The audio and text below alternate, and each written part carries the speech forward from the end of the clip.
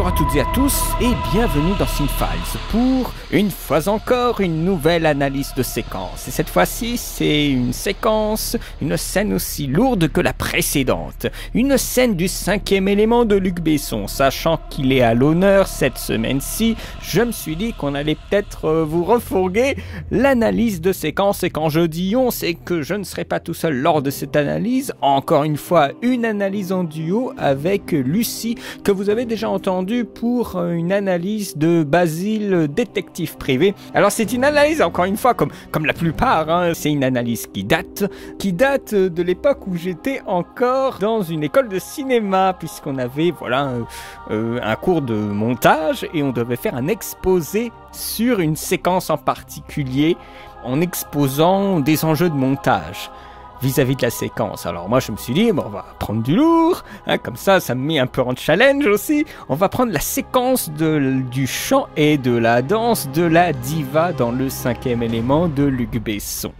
Voilà, c'est une séquence qui dure très longtemps, elle dure je crois plus de 8 minutes, donc l'analyse est en 2 parties. C'est une analyse donc qui est beaucoup plus orientée, vous le sentirez, sur le montage, sur les raccords, sur la structure et les défauts. C'est une analyse qui s'efforce de montrer les petits détails, les détails sur la fluidité, tout en n'ayant bien sûr pas la volonté de brasser absolument tout, parce que sinon l'analyse durerait 3 heures, le montage est assez compliqué, parce qu'il faut créer une fluidité, une sorte de montage invisible, tout en ayant un véritable propos, à travers un montage alterné de plusieurs situations, le parallèle entre la danse de la diva et les combats de Lilou, le bricolage aussi au montage, il y a plein de fautes dans ce montage, c'est un truc de fou, mais vous avez l'impression que la séquence est tellement cool que vous faites pas attention aux fautes de raccord, aux fautes spatiales. La séquence est montée n'importe comment quand on fait un petit peu attention, surtout le combat entre Lilou et les Mangalore, c'est le bordel, et bien sûr mettre ça aussi en écho avec une musique pour former un clip vidéo. Donc une musique qui contrôle l'image et une chorégraphie de l'alternance, comme on avait appelé ça avec Lucie. C'est une analyse en 2 parties, donc 2 liens qui vous renverront sur Rutube, justement, parce que c'est quand même un film qui a des droits d'auteur, et Rutube a l'air un peu moins regardant, bien que des fois on m'a striké sur Rutube aussi. Vous les avez dans la description de la vidéo. J'ai préféré faire une analyse de séquence plutôt qu'une critique du 5e élément, peut-être parce que ce serait plus digeste pour moi. Je ne veux pas dire que le film est mauvais, et moi je le trouve très bon, je l'avais vu au cinéma à l'époque et ça m'avait bien plu. Mais voilà, quand les films me semblent un peu trop touchés à mon enfance, ou peut-être me semble un peu volumineux dans la richesse de ce qu'ils ont à montrer, eh bien j'évite peut-être de faire une critique, parce que sinon je ne m'en sortirai pas, et surtout je mélangerai, je pense, un regard un peu objectif, enfin autant qu'on puisse l'être, et des souvenirs d'enfance qui sont toujours très très forts et qui peuvent nuire à ma réflexion et à mon recul, c'est-à-dire pas avoir de recul du tout.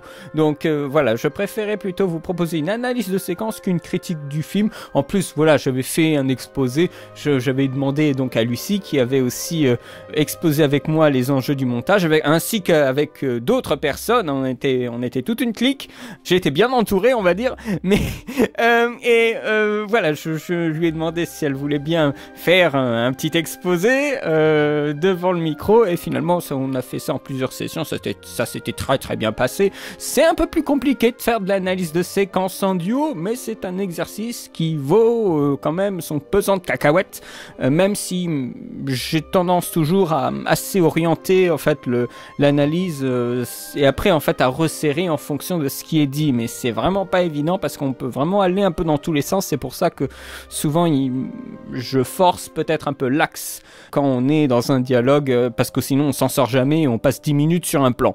Et donc c'est aussi ça un peu l'analyse, c'est savoir quand il faut s'arrêter.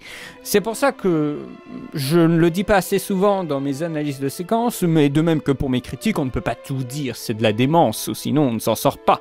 Mais il faut essayer de trouver le plus essentiel, le plus scintillant dans une séquence, faire ressortir cet élément, et après essayer de structurer quelque chose, de structurer un propos. Et souvent vous le sentez en fait à l'analyse d'une séquence que j'ai pu faire, même beaucoup. il n'y a rien qui ressort en particulier, parce que l'analyse de séquence, comme je la fais, eh bien, souvent, c'est plus un déblayage du regard, une observation un peu plus détaillée, mais jamais quelque chose qui va déboucher sur un propos ultra construit. Ça, c'est, on va dire, la dernière étape. C'est-à-dire qu'après ce déblayage et cette observation, on va prendre tous les éléments qu'on a observés et les dispatcher dans des thèmes qu'on va essayer de réunir pour formuler un propos. Et à partir de ce propos, on a notre analyse. Donc, c'est un travail préparatoire souvent que je propose, même s'il y a tout d'un coup des pistes qui ressortent, plus ou moins. Hein. Là, pour la dernière sur Spider-Man, vous avez senti qu'il y avait des thèmes et on a essayé de les résumer à la fin. Mais encore une fois, ce n'est pas un propos construit, c'est-à-dire que ça ne peut pas débouler sur un texte.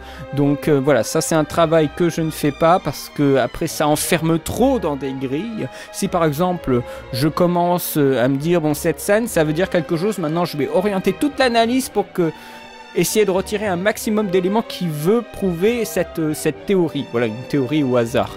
Eh bien dans ce cas-là, je ferme des portes de lecture, je ferme en fait ma vision sur un élément précis. Donc je tunnel vision une idée d'analyse, et ça c'est, je trouve, un petit peu dommage, hein. Surtout que la façon dont je le fais, c'est avant tout aussi pour vous vous laisser un peu une marge de manœuvre quand vous regardez les séquences. Donc je veux pas m'enfermer, du coup je veux pas aussi vous enfermer vous dans une idée précise. Des fois je l'ai fait, hein, mais pas souvent. Donc voilà, je souhaitais dire ça comme ça rapidement. Je vous remercie pour les gens qui auront pris le temps de regarder non seulement cette vidéo, mais aussi de regarder les liens, parce que je vois très bien que des fois il y a une sacrée différence entre les nombres de vues sur les sites où je partage mes analyses et le nombre de vues sur la vidéo YouTube. Ben, c'est bien pour ça que je regarde un petit peu, mais je remercie les gens qui ont vu l'analyse. N'hésitez pas à me donner un retour sur notre prestation avec Lucie, et quant à moi, eh bien, je vous donne rendez-vous bientôt, ou un petit peu plus tard je pense, pour la critique de Valérian, et c'est-à-dire de moi-même. Je sens que les blagues vont fuser. Et je vous souhaite une très bonne journée, une très bonne semaine, et à très bientôt pour de nouvelles vidéos. Allez, salut!